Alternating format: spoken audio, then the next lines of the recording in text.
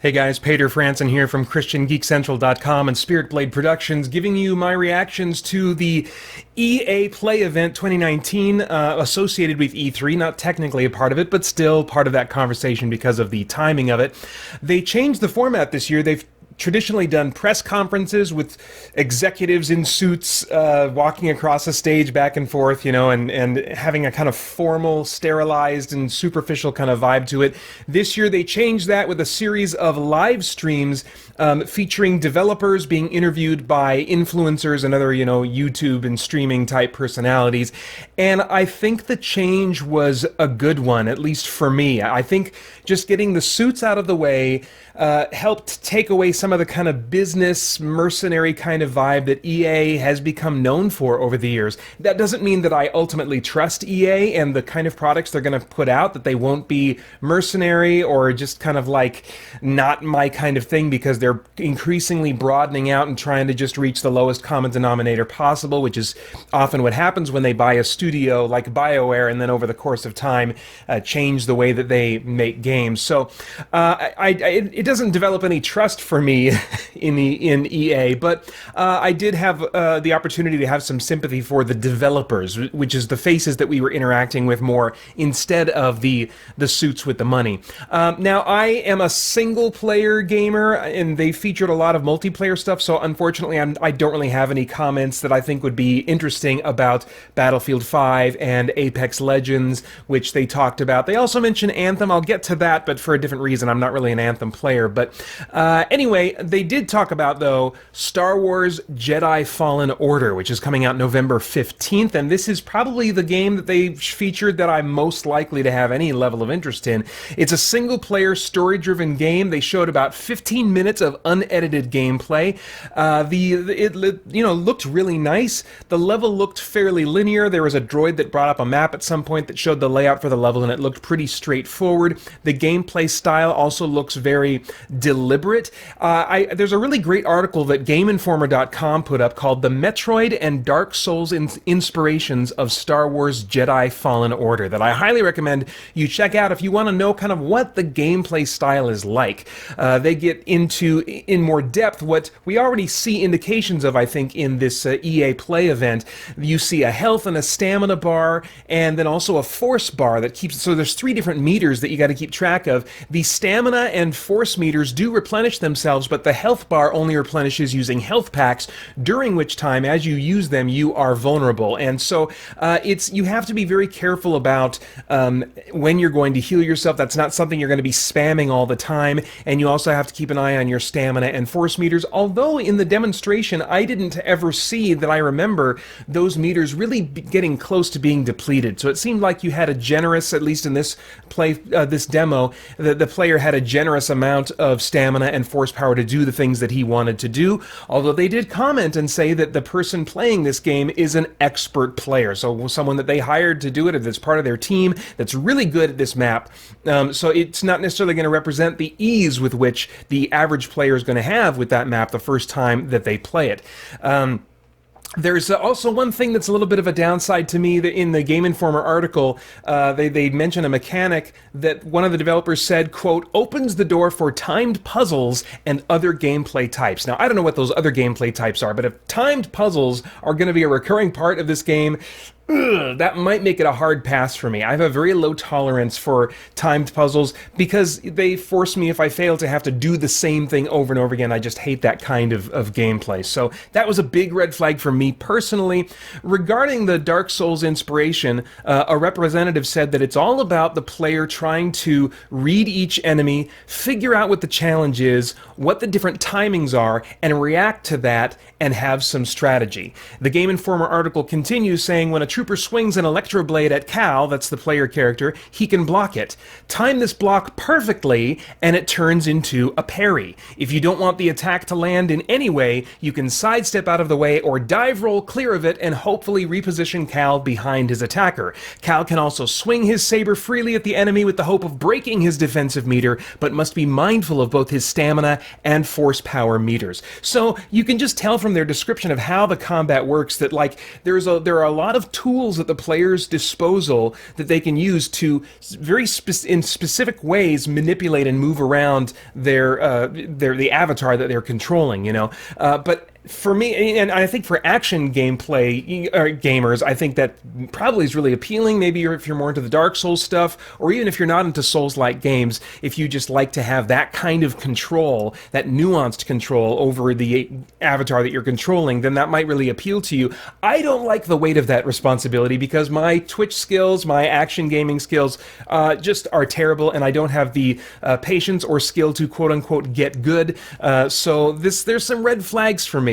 But there are some reasons that a player like me can potentially hope. There are save points that will allow you to kind of meditate and heal, which also refills your health packs. You can carry a limited number of them, which I think increases as you make your way through the game, and resting refills those health packs that you can use when you're making your way through the level. Resting also resets the enemies in the world. Now, this is significant for me because during the EA Play event, a developer strongly suggested that the skill points are earned through combat. He was talking about you can avoid combat if you want to, but you won't earn any skill points that way. And I'm thinking, okay, so that seems to indicate that you earn skill points through combat. So this seems to allow the fact that you can cause the enemies to regenerate, to respawn by resting at a save point. That seems to allow for the possibility of grinding enemies for skill points. And depending on what skills, what passives, or whatever that all unlocks, that could make the game doable for me if I have a hard time at the beginning to just fight the same guys over and over again that I can manage to beat,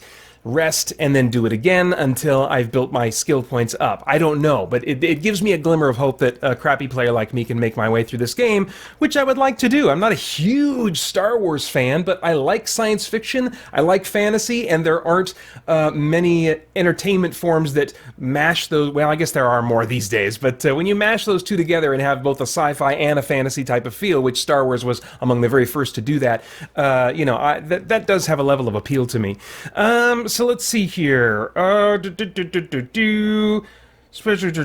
taking extreme for. Oh, okay. The Dark Souls inspirations, for those who maybe are recoiling at the Dark Soul inspirations for this game, they're not taken extremely far. As Game Informer explains, the big difference between the Souls games and Jedi Fallen Order is the difficulty. Respawn wants its game to be challenging and intense, but not crushing or unforgiving. Now, of course, what is challenging and intense for one player is going to be different for another, but I still appreciate that they are saying, okay, if the Dark Souls games are crushing and unforgiving, that's not what we're going for. We're going for something that is scaled back from that.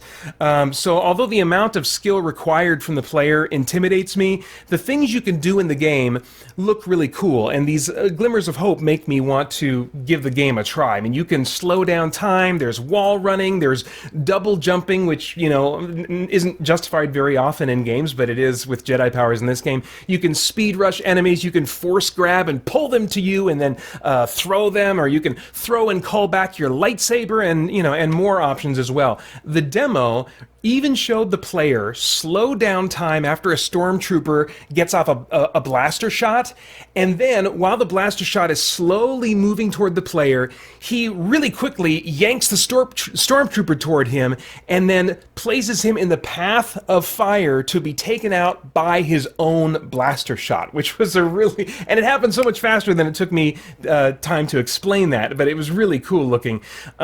So some red flags, I do have to say, make me hesitate to say I like it, given my poor action game skills, but it definitely has my attention, and I want to know more, which we may get tomorrow, as it will be at Microsoft's press event.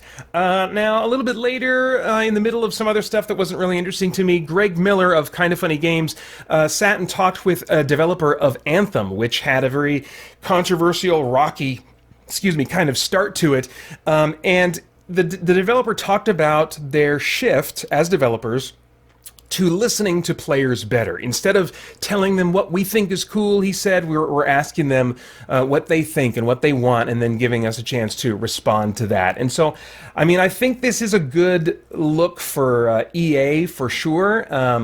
And again, it doesn't make me trust that EA is going to be putting out games that I'm going to tend to like. But I think it's a good reminder that, there are, even though the corporate guys might be, kind of frustrating in some of what their focus seems to be, that there are developers that are working hard. That's not to say that they're without blame for all the things that might frustrate us, but I thought it was a good kind of human element to throw into the conference.